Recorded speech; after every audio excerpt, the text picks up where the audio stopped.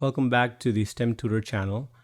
We continue solving hard SAT math problems, and the first problem deals with algebra.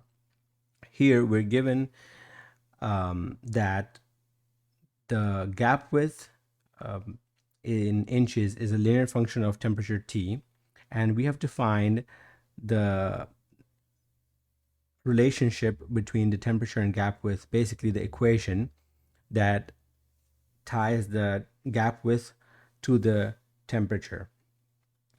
So we're given 2 points or two values for temperatures. So the first value that we're given is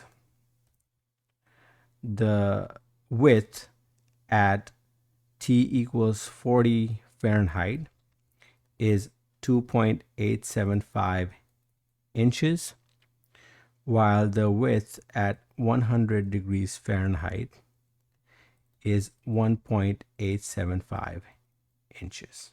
Okay. So as you can see, as the temperature is going upwards, the width is actually going down. Okay. Which means that the slope is going to be negative.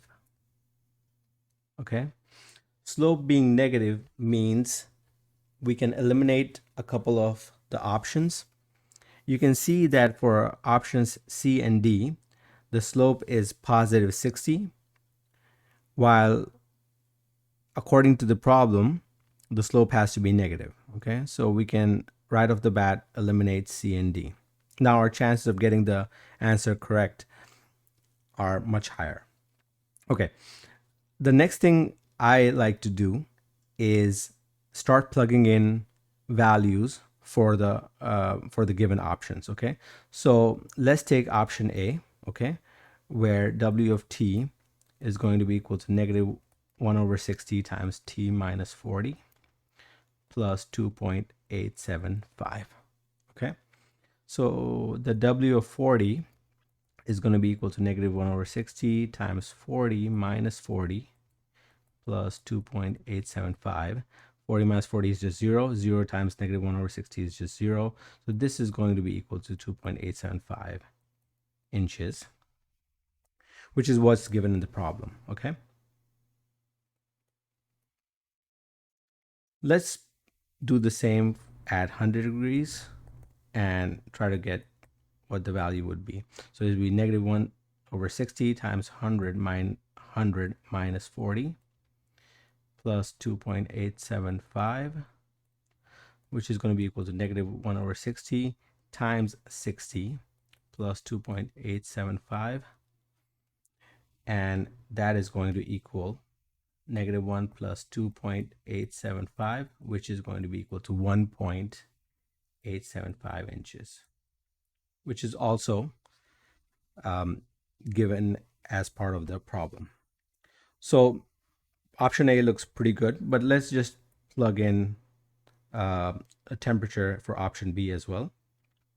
So here the temperature, the width is going to be negative 1 over 60 times T plus 40 minus 2.875. Okay. And that's going to be, and so when we do W of 40, we get negative 1 over 60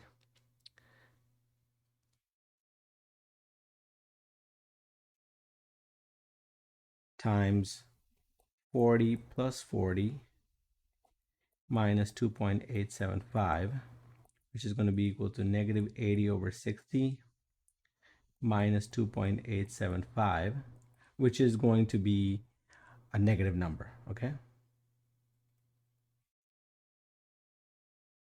But we need a positive number. So the option A works here. And so the answer is going to be option A.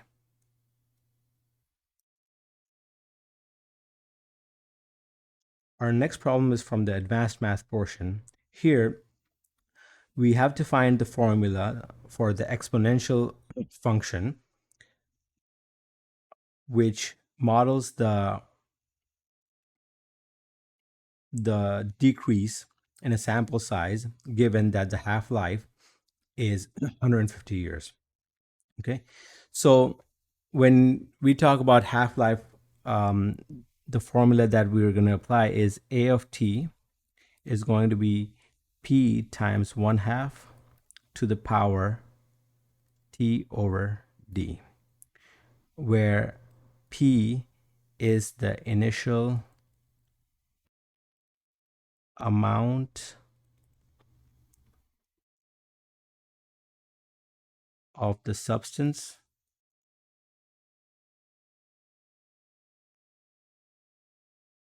the t is the number of years,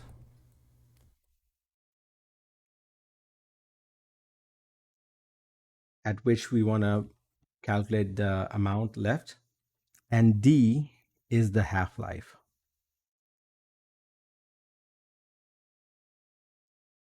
in years. Okay, so p here is just 200 grams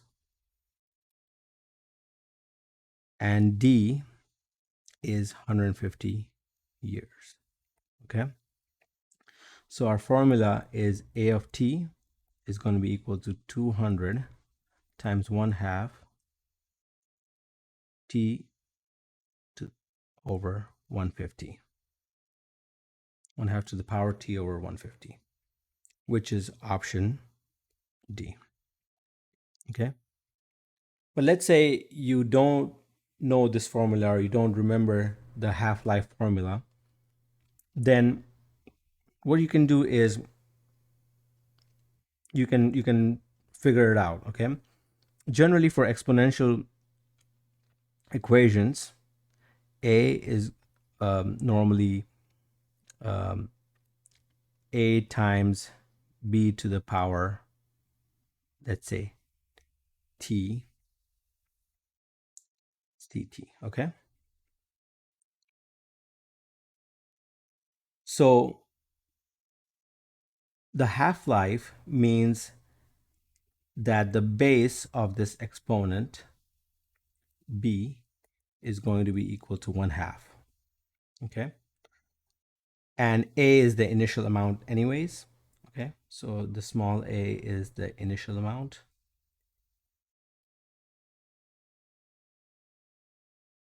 and so the initial amount has to be 200, which means that the coefficient in front of the 1/2 has to be 200, not 150. So we can eliminate a and b right here, and so we're left with c and d. Okay, if we now try to see what happens at t equals 150 years, let's see what happens. So for option C,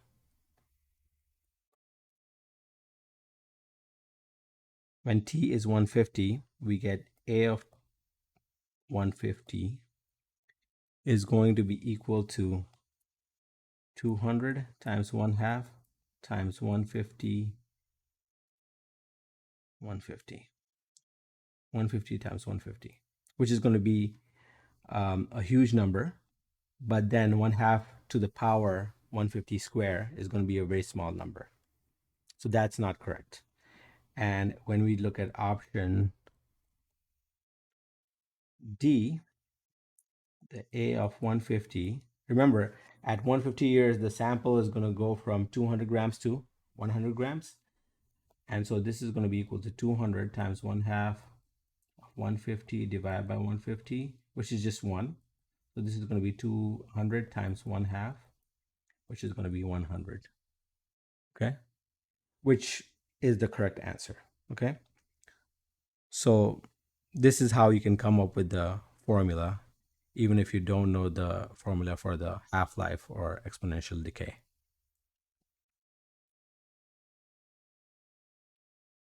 Our third problem deals with geometry and trigonometry portion. Here we're given a circle and a square where one vertex of the square lies on the circle and the opposite vertex is on point O, which is the center of the circle.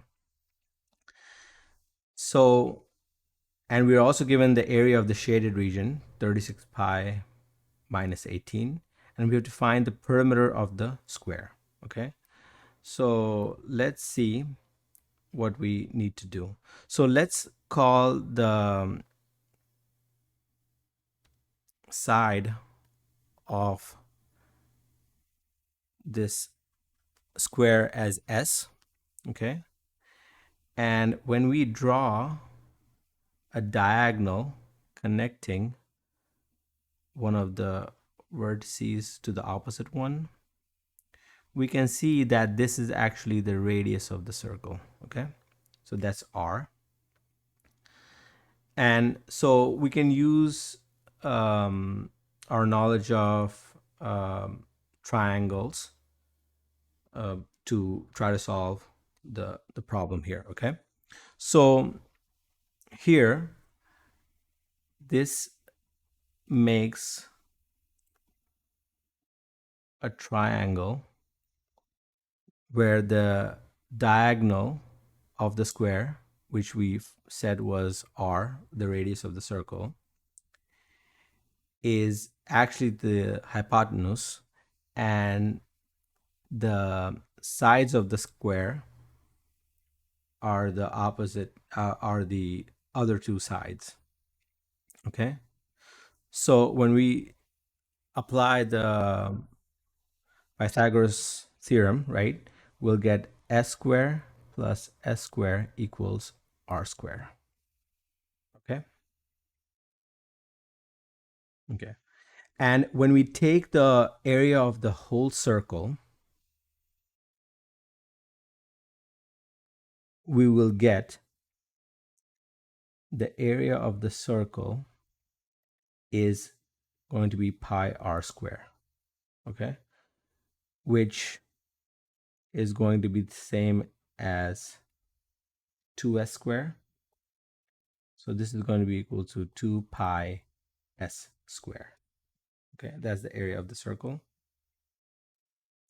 While the area of the square is going to be equal to s square. Okay, so the shaded area then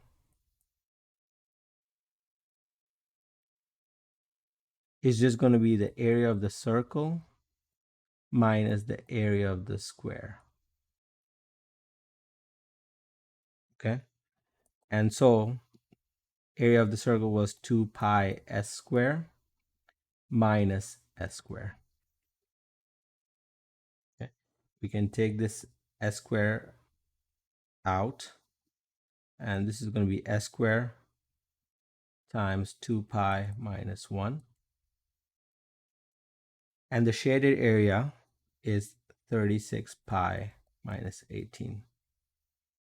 Okay, and so s square is going to be equal to 36 pi minus 18 divided by 2 pi minus 1. The common factor between 36 pi and 18 is 18. So we'll take the 18 out, times 2 pi minus 1 over 2 pi minus 1 is going to be that.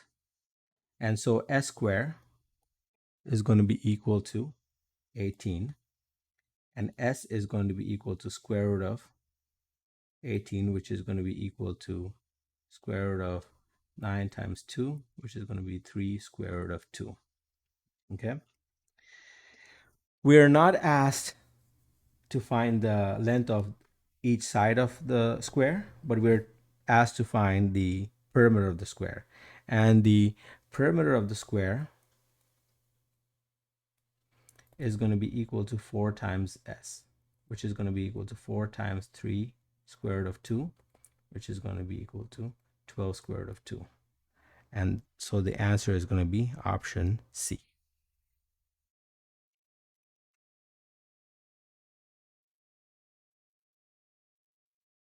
We come to our last problem, which is from the problem solving and data analysis portion.